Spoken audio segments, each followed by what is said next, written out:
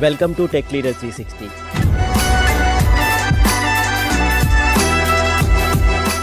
We were able to convince Bill Gates.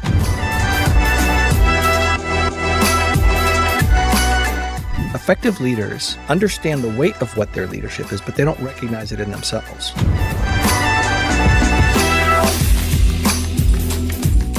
In my experience, stories change culture.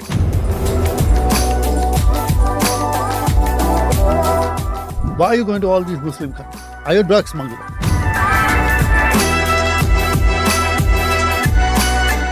And there was an entrepreneur there that was talking about product market fit. What made you to leave the Microsoft? I was doing well at Microsoft. Can you talk about leadership experience in nonprofits? Leadership happens top down, side to side, bottom up. Do you empower your staff or do you micromanage your staff? It would be foolish. All of these people, whether it's Satya Nadella or Bill Gates or Steve Ballmer, Paul Moritz, I mean, they're just endless number of people who kind of gave you time. And with that time, you actually learn things. Leaders have built their own stories. Tomorrow, you can build your own story. Use Tech Leader 360 as your reference tool to build your leadership journey. If you are a software engineer, or a data scientist, or a solution architect, or any IT professional, this is for you.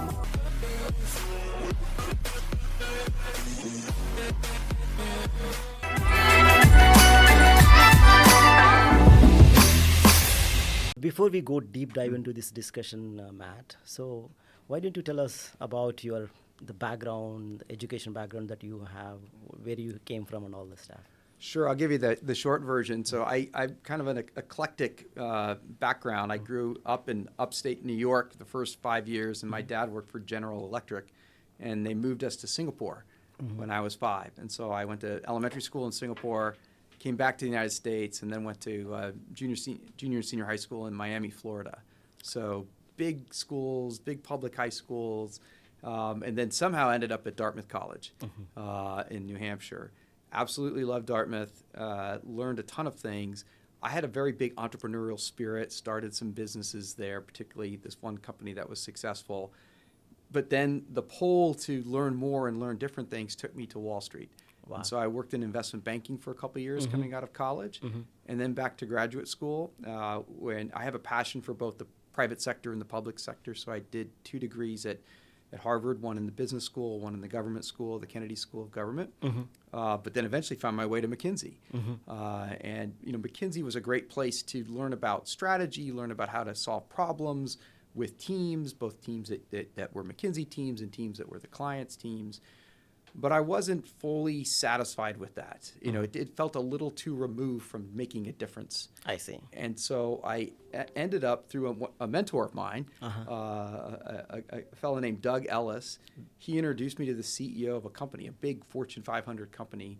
And this was just when the internet was happening. And I had done a lot of work and strategy around how do you change technology to win the hearts and minds of customers.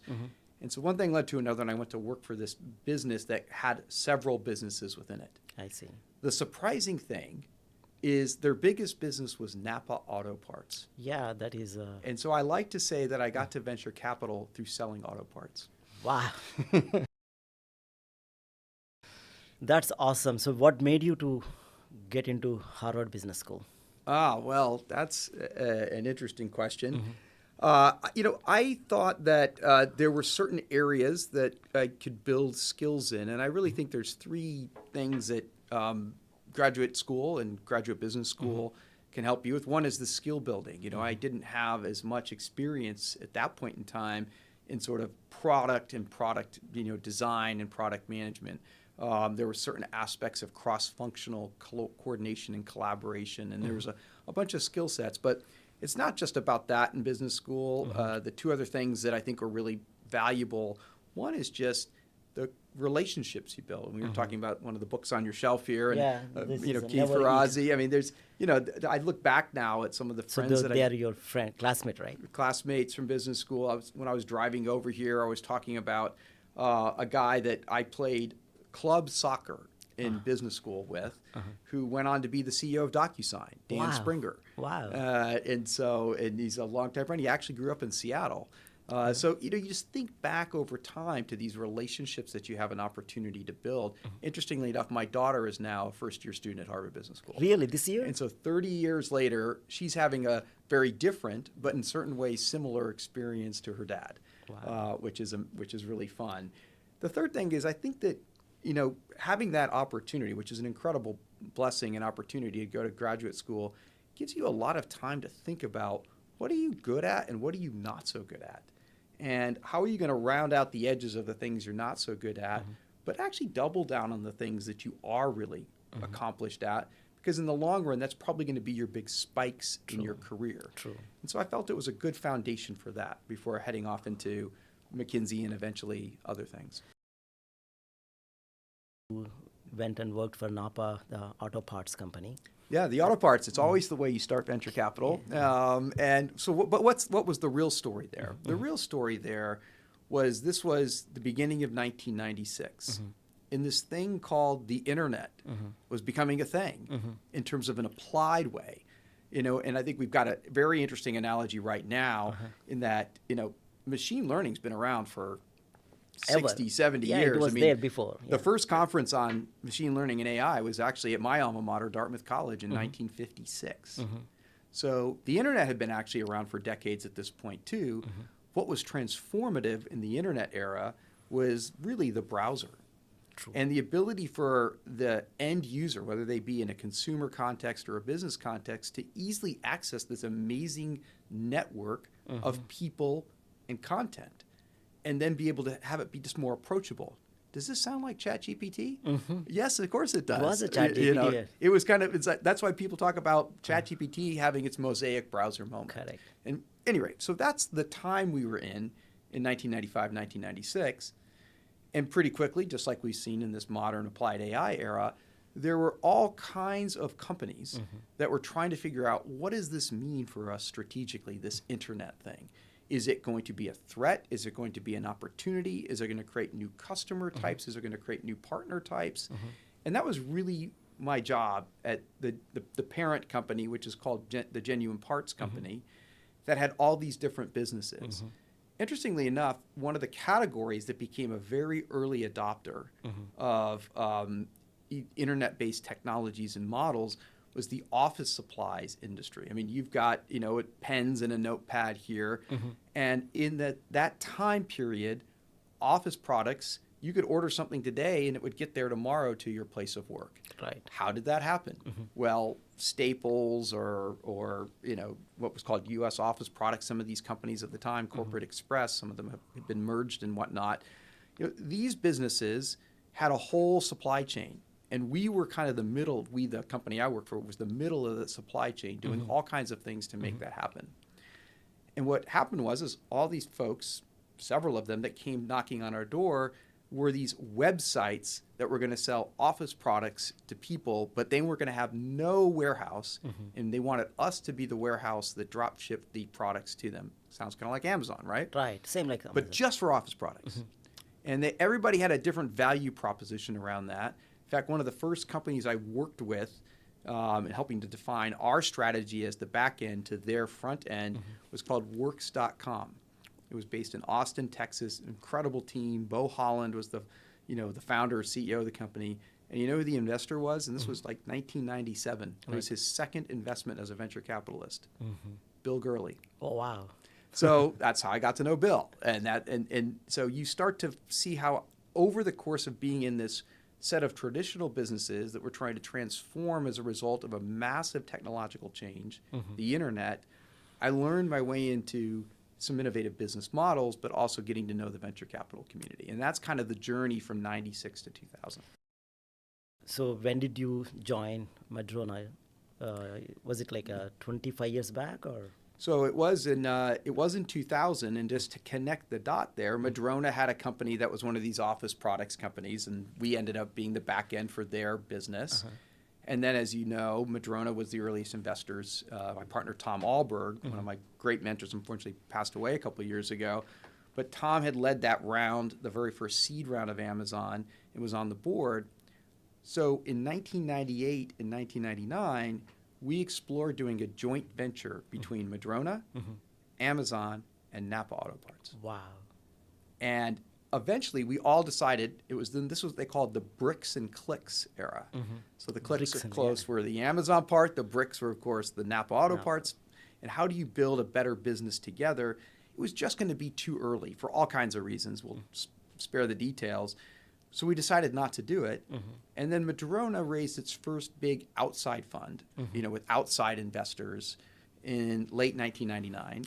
And then the team called me up in early 2000 and said, we really love working with you, even though, this project didn't work out. Would you ever think about moving from Atlanta, where I was living, to Seattle? And that's how I got to Madrona. Wow. So you're being part of Madrona for 24 years. So our audience wanted to hear the key takeaways from this experience. Well, let me approach the key takeaways from a couple of directions. One of the things that was interesting is it turned out I joined Madrona right as the .bomb market crash was happening. It was in 2000. 2000, Yeah, right? yeah. And so here I am, right, thinking, wow, this is going to be a great time to join venture. And then it turned out to be a really hard time. But it was a great time because you learned a lot about, how do you work with companies in difficult moments to be very clear about focusing on the customer, very clear about what's the product we can build that's better than anybody else's product they can build. And fortunately, we were in a position where we still had enough capital that we could not only support the companies that looked like they were starting to be winners, even in a tough environment, Right. and we could make a handful of new investments. And fortunately, really the second investment that I made was, and this will give you an answer to some of the general, kind of learnings, were two 26-year-old engineers out of a company called Real Networks. It's still around here. Rob Glazer is the CEO of Real Networks, incredible company in terms of attracting talent. Well, these two had built a server to serve up, music content. It was like one of the first streaming services that they had built, and the storage behind it wasn't working because the storage was built for small files and small transactions that were kind of read into the data store, and they were they were written in red, read-write kind of motion. And they said, well, that's not the problem we're trying to solve. We're trying to solve a problem where you have big files and they're read a lot, but they're not written. Like, you don't want to keep changing the song. only for it's a read. song that gets read concurrently. So it's not just read, but read concurrently. And then they observed that, there was some technological changes afoot, that we were going from big boxes that scaled up to little boxes, of which a lot of them could scale out. And so they built a software system, a distributed file system. So when we step back from all of that and say, okay, what are these key takeaways? First of all, is there a problem that you're passionate about? You can't just be somewhat interested in this problem. You have to be passionate about solving the problem. And they had experienced the pain of doing all this work to build these servers, and the storage solutions behind it didn't get the job done. So that was the first thing. Second thing is, and that's the kind of the why. Why does this problem exist? Then there's the why now. What is changing? Well, content types were changing. Content sizes were changing. Because of the internet, there were these different kinds of businesses, like the streaming, songs, the streaming music. Eventually, as we all know, it became streaming video, right? And on and on and on. There were lots of different use cases. And then there was this ability to go from scale up to scale out that hadn't really existed before from a hardware perspective. This is before the cloud now. And so there were some why now factors. And then there was this idea of why this. What can we build that's different, which was this distributed file system on top of standard appliance boxes. The final thing in that triangle of why now, and why this is the thing that's in the middle. In the middle is the most important. Correct. And that's the why us.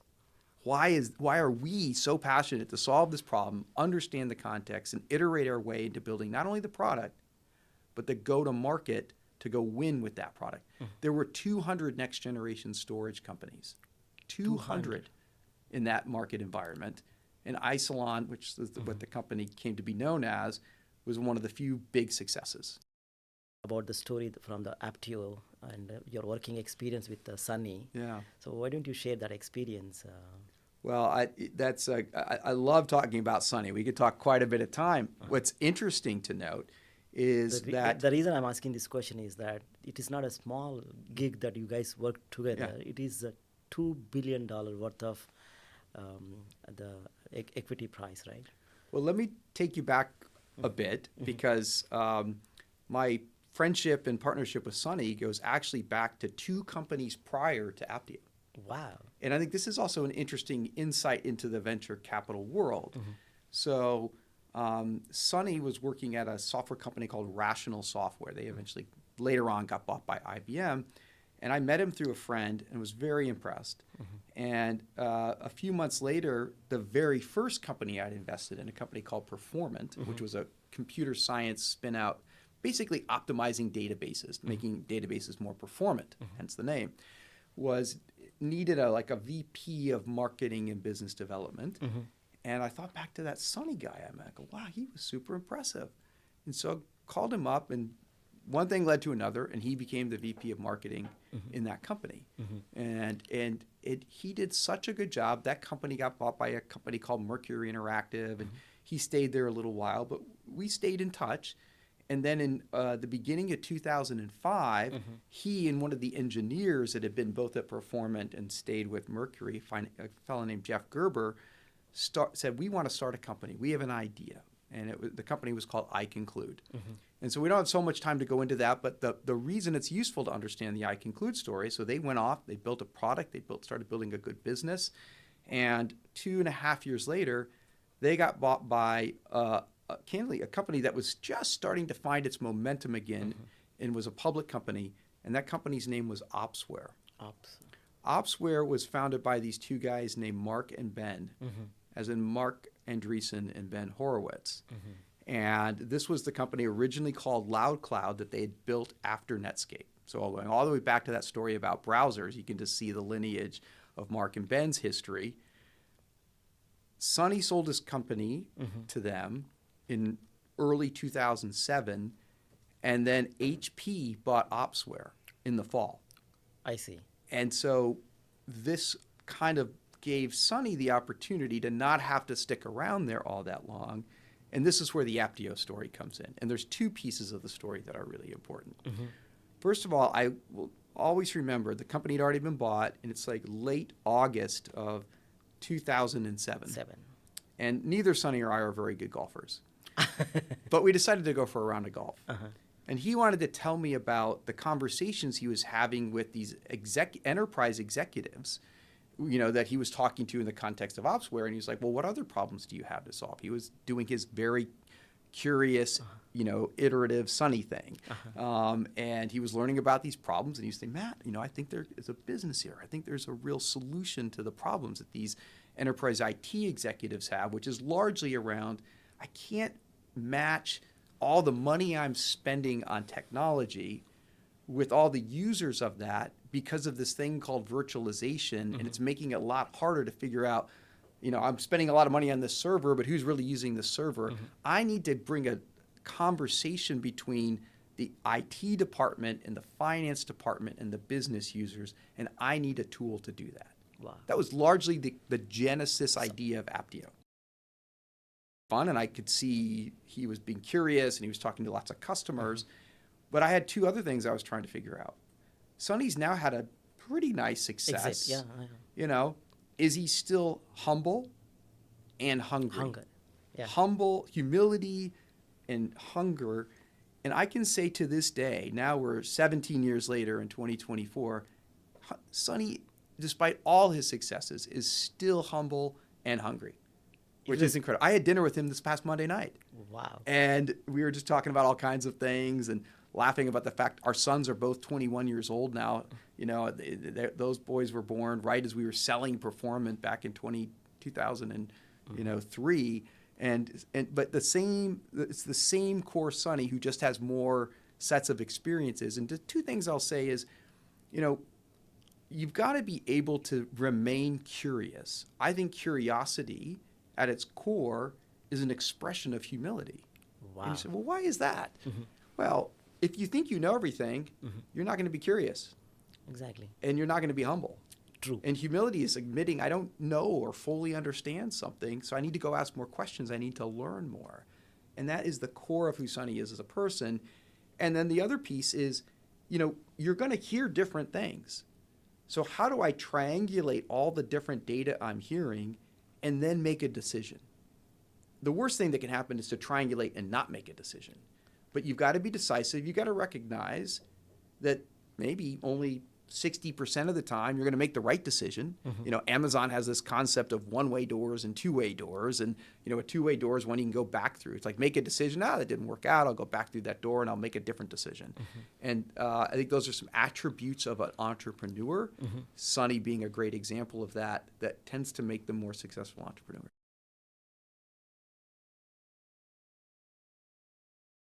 You also helped Aptio to get some initial customers to have some kind of a product market fit. So can you talk about that? Well, I think that we hosted an event just a couple months after the company was founded, where between Sonny and I, we invited some customers and we had a roundtable discussion, and they talked a little bit about the problems, and we're trying to validate that other customers or potential customers had these problems, and then they had some ideas around the solution, and we iterated around the table, and that led to some of those folks being the initial customers. One of the big banks said, "We'll never buy it if you build it software as a service. We'll never buy it." They became a customer 5 years later. Wow. So I think that to more generalize, whether it's Aptio or Smartsheet or Cumulo or some of the younger companies now like StatSig. I don't know if that's an amazing company. Pulumi, another incredible company, here in Seattle. These companies need to be able to interact with customers. We can help them to some degree. And then depending upon their business model, they're going to have to go out and find and triangulate around those customers, and then think deeply about, okay, what's the order around which I build this product? What is going to be incomplete but good enough to get a group of customers to be willing to try it? And I think that your investors, if they're rolling up their sleeves and working with you, you should expect that they can help you with both the customer introductions, but also then the stepping back and thinking through product strategy decisions. I wanted to see through your lens of how the overall landscape of the investment. Well, I'll touch on two things, both the overall landscape and what's our differentiation, right? So our differentiation has been we're willing to get involved early and be your partner for the long term. So we call that day one for the long run investing. Long run, Day one for the long run investing. Some people get in early, but they don't really roll up their sleeves over time. Some people want to get in late when it's a lot more proven. We've tended to do that in the Pacific Northwest. We think this is a fantastic region of the world, and that includes Seattle, Vancouver, British Columbia, Portland, mostly Seattle to be fair, because we have two of the 5 largest by market cap companies in the world right here in Seattle, and Amazon and Microsoft. And it's not just that you got these big technology companies here, but the people and the insights and what's really happening versus what's being written about in the New York Times and the Wall Street Journal. All of these things, you can more directly triangulate if your kids play soccer with their kids on the same local third grade team. It's just a different set of relationships and trust that you build over time. So for us, the differentiation has been day one for long run, Pacific Northwest. And then I think what has been fortunate is being out ahead of the curve of these major technological trends, whether that's through great research institutions like the University of Washington, or for that matter, Microsoft research, or that's through some of the applied things we see. I think when we look back on it, my partner Steve Singh, who built Concur Software, right, from scratch here, and made the hard choice to move to software service. Software, we had the internet, we had software turning into SaaS, we then had infrastructure turning into cloud, then we had the mobile disruption, and then we view over the last 10 plus years, we've had this ML AI disruption that's been happening and now accelerated in the world of generative AI and applied AI. this region has been right at the forefront of all of those technological trends. So now you kind of zoom back out to your broader question. And in that broader question, I think that there's a lot that's shifted. If I was to say over the last 2 years, I could paint you a picture that looks really dire in the venture capital industry. I just have the United States numbers handy, but I think this is generally true around the world. In the U.S., we went from $350 billion of venture capital invested in 2021 to $175 billion in 2023. So it has come down. 50% decrease. Is it because of the SVB impact or? Not really SVB, but maybe the Fed policies on interest rates is a bigger factor. But if I step back and say, well, what about the last 10 years? Well, $175 billion a year in venture capital dollars investing is a little above the average of the annual for the last 10 years. So really what you find is that 2021 was the anomaly. That was the outlier year because you had zero interest rates and you had all kinds of dynamics going on where people were just putting capital because of COVID and post-COVID. People are like, everything technological is got to be funded. It's going to work. So there was just this euphoria in the market for a brief about 18-month period of time that distorts the numbers there. And as Jeff Bezos, said to our CEOs a number of years ago, he goes, the thing I love about the world of startups and venture capital is, if you're in a company and you go to your boss and you ask them, suggest something, and they say no, it's probably the end of the conversation. I know that Microsoft and Amazon try hard to avoid this, and that's kind of the context that Jeff was sharing it in. But then he goes, if you are a founder and you go to 20 venture capitalists and 19 of them say no, you're funded, right? The one said yes. That's all you need. You can get 20 no's or 19 no's and you can be funded and you can go, and you just, as a founder, you need to be resilient and persistent. You need to keep learning, okay? Just like you got to be curious about your customers. What am I learning from these investors that are saying no? Maybe there's something I need to understand better. But you've also got to stay true to your convictions of how you're going to go solve a problem better than it's ever been solved before. And so I would say in the venture market now, it has, comparatively speaking, slowed down over the last couple of years. It's been particularly tough in the later stage rounds because there was so much more money going in so much more quickly to a bunch of companies that they had raised a lot of capital before they'd grown their business into, candidly, the valuation and the amount of capital that they had raised. And so there's been a bunch of catching up of businesses executing over the last couple of years to grow their revenues, to get to profitability, that they were just, it was sort of like, if all the college football players or cricket players or soccer players, I know, all these industries are a little different, these sports, but if they all decided to go off and join the professional leagues, you would have this gap of the next group of players that are ready to kind of be in the professional leagues. It just takes time. Now, there's been one glaring exception, and that glaring exception has, of course, been applied AI. And in applied AI, the valuations are up, the rounds get done more quickly, and yet the little bit of a distortion in the market on applied AI has been how active the big corporates have been at investing.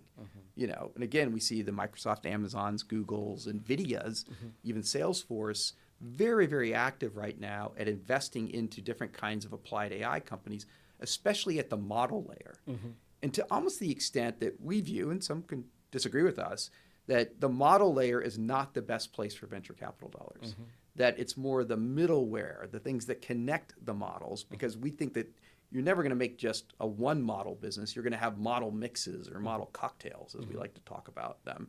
And then you're going to have these applied, agents and applications that are the manifestation of the middleware, the models, the data that powered the models. And so we have a whole view of that stack. And personally for us, we've liked investing a little bit more strongly at the middleware layer, the sort of the horizontal enabling layers, companies like StatSig and Unstructured and Octo AI, and then up into the application layer with tons of companies from, the Imperities to the Pulumis to others that are kind of, enabling. Pulumi's really more of a horizontal layer, but, Lexion, fantastic company that's an application company. What are the strategies of the investment strategies, number one? Number two is that how do you mitigate the risks?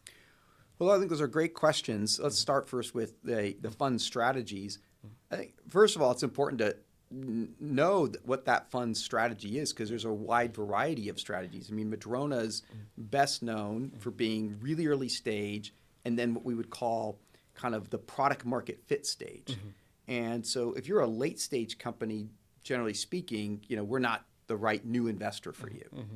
And then in contrast, there's some late stage firms that only will invest after you've got 20, 30, 40 million in revenue, and you really deeply understand your business model. And so that's question number one, is what's the strategy of the firm? Secondly is what's their approach to adding value? There's some groups that are more passive, that they are like, here's the money and you go build the company.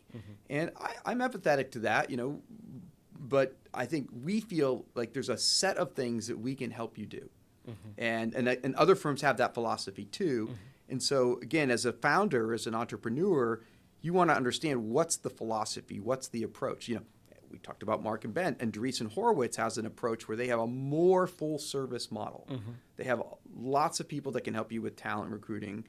There's some firms I would describe generally benchmark as kind of, they don't have a lot of those services, almost none. Madrona's kind of in between, maybe a little bit more towards the benchmark or Greylock kind of a model. We'll use some Bay Area firms as examples. We have highly leveraged people across different areas like talent and communication and business development that can help you. But we want, generally speaking, your board member and the, quote, deal team that's working most closely with you day in and day out to be your sort of primary resource for bringing all of the Madrona resources to bear. And so I just gave you a couple of examples there. You want to understand that as a founder. You also want to understand, does this firm reserve a lot of capital for the follow-on rounds? Some firms will put some money in, and that's... When it comes to the startup ecosystem, the Bay Area, it comes into everybody's mind is that the Bay Area is the number one, right? So why Seattle, and what are the advantages of Seattle startup side? Well, the Bay Area is fantastic, right? And there's a lot of great companies and people and ideas there. And yet, if you step back and you say, back to this earlier point, about the biggest technology companies in the world, we would include Apple, Meta, Alphabet, and NVIDIA, along with Microsoft and Amazon. Well, Microsoft and Amazon are two of the six. I guess I mentioned six there. Yeah. Those two combined have about a $5 trillion market cap.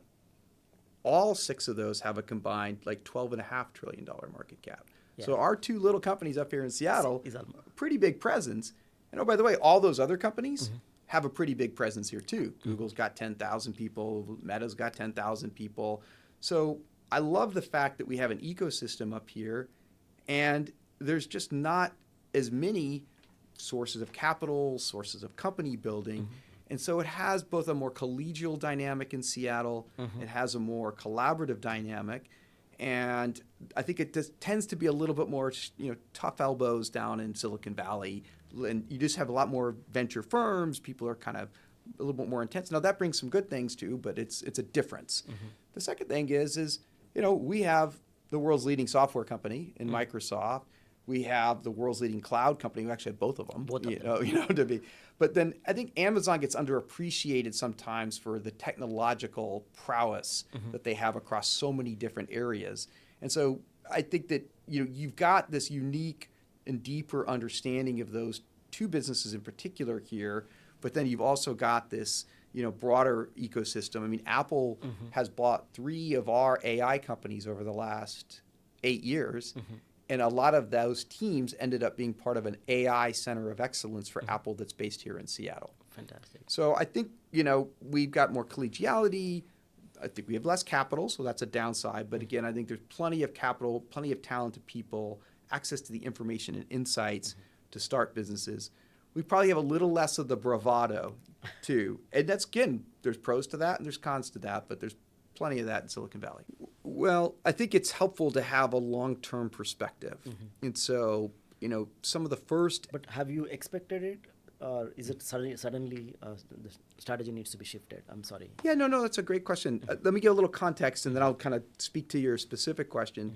So we invested in a company called Placed in 2011 that was using machine learning to triangulate locations. And you as a consumer said, okay, I'm willing to give you my location data. And they said, okay, we'll give you some, like a free Starbucks card. Literally, that's what they give you. But then they had this panel of millions of people, and it was location analytics. This couldn't have been done without the cloud. This couldn't have been done without mobile phones. And this couldn't have been done without machine learning, because they were triangulating a bunch of data points. I see. Turi was a company that was the Amazon professor of machine learning at the University of Washington, and his grad students, a guy named Carlos Gestrin. That was a company we helped found in 2013 off of an open source project called GraphLab. And so the point there is that there's been this evolution of applied ML and AI. And so then you say, well, kind of what's been different? Well, we started to see some of this applied AI in what we frame as intelligent applications 6 or 7 years ago. And then 4 years ago, we started creating something called the Intelligent Application Top 40. You can go to ia40.com and you can see the 40 most promising private companies in both enabling AI and applications of AI. So now I think what's different is in the world of generative AI, there's two things that are changing. First, let's say the technologies itself. We're going from a world where ML basically does predictions to a world where I can take a prompt, something very simple that's natural, a natural text or a natural image. I can show something an image, and I can use that prompt to kind of call a service. The service is now using much more unstructured data versus much more structured data to build something we call colloquially a model.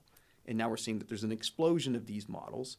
And these models can not only make a prediction, but because in and of itself they're making lots and lots of predictions, i.e. like what's the word that comes after the next word, what's the pixel that comes after the next pixel, they can actually generate something.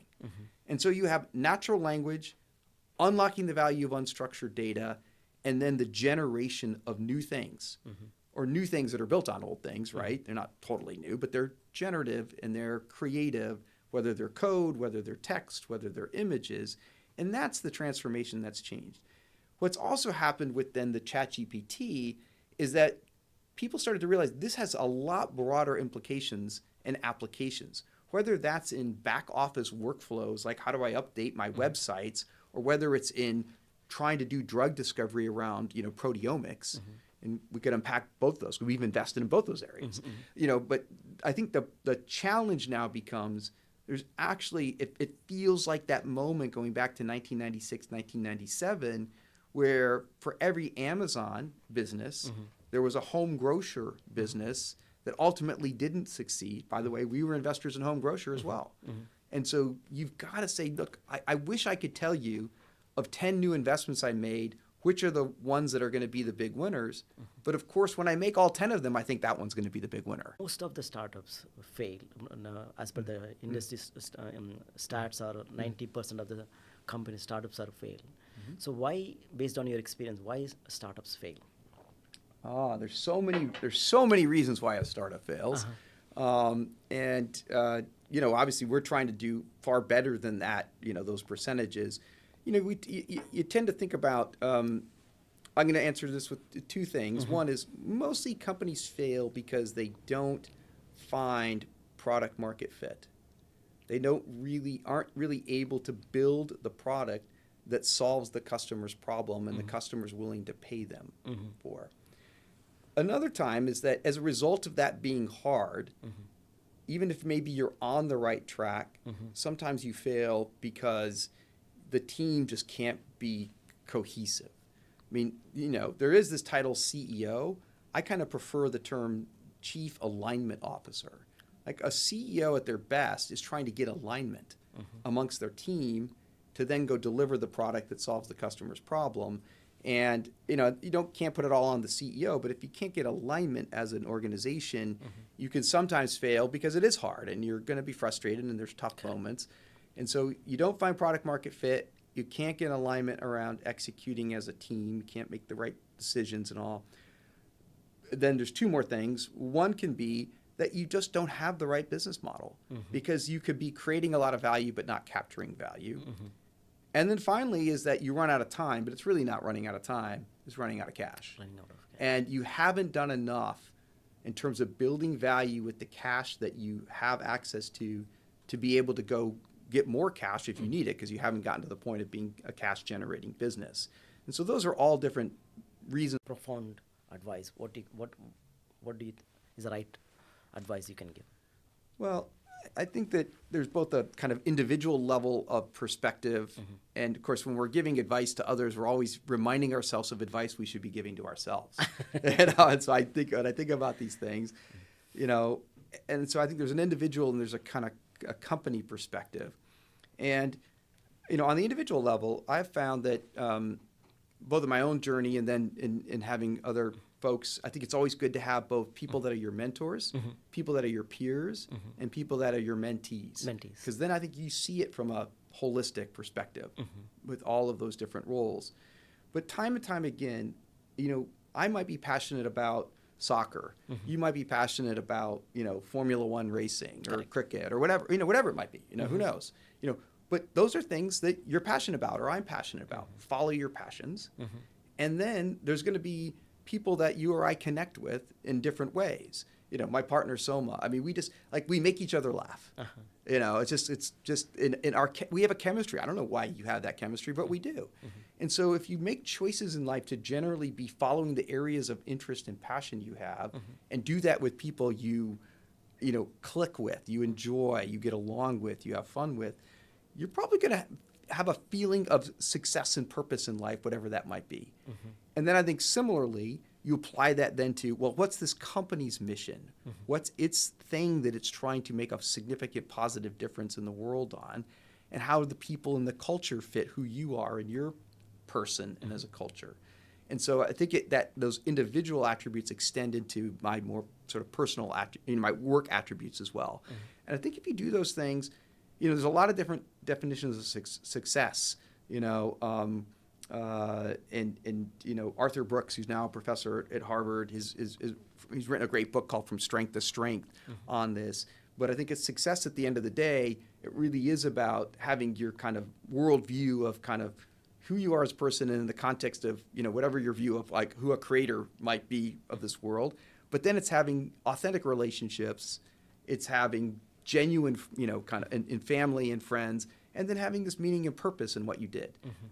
Awesome. So thank you very much, Matt, for coming to our podcast. I really, really enjoyed listening your story, and today you are an example. You as so successful, and we always look up at you, and we wanted to become like you one day. Well, that's very, very kind of you. This has been a lot of fun. Thank you for having me on the podcast, and I look forward to continuing to spend time together in the months and years ahead. Thank you very much, Matt.